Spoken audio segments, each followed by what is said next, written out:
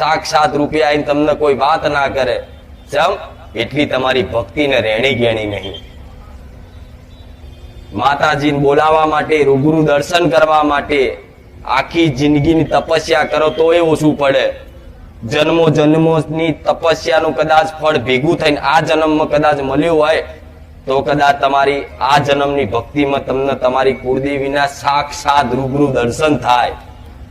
પણ ભલે કદાચ એ દર્શન રૂબરૂ ના લઈ શકતી હોય, પણ એને બોલવું હતું તો તમારા ભુવાના કાંઠે, તમારા કુટુંબ, કાકા કુટુંબના કોઈ ભુવા હશે ને એમના કાંઠે તમારી કુળની માતા ધૂણતી, પણ ભુવાના કાંઠે ખાલી ખમા મજા જ કીધી,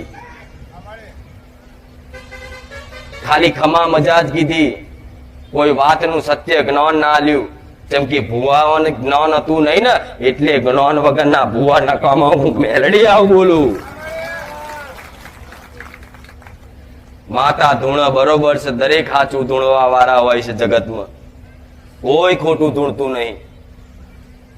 પણ ભુવાએ જે એના દીકરાએ જે ધૂણવા વાળો વ્યક્તિ હોય એને એના જીવનમાં ચેવા ચેવું જ્ઞાન લીધું, ચેવા ચેવા જીવનમાં અનુભવ કર્યા, અને અનુભવના માધ્યમથી કદાચ તમને કે ભાઈ મેં આવી ભક્તિ કરી હતી, મેં આટલું પરિશ્રમ વેઠ્યું હતું, અને થોડો ઘણો સમય કદાચ વેઠવાથી આજ મારી માતાએ મને રાજા બનાવ્યો.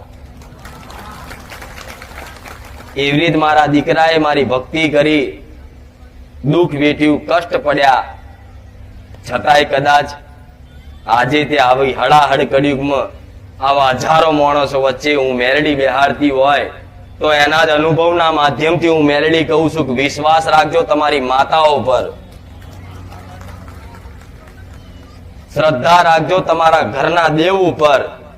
જગતમાં રાજા ના બનાવો ને તો હું મેલડી મટી જાઉં.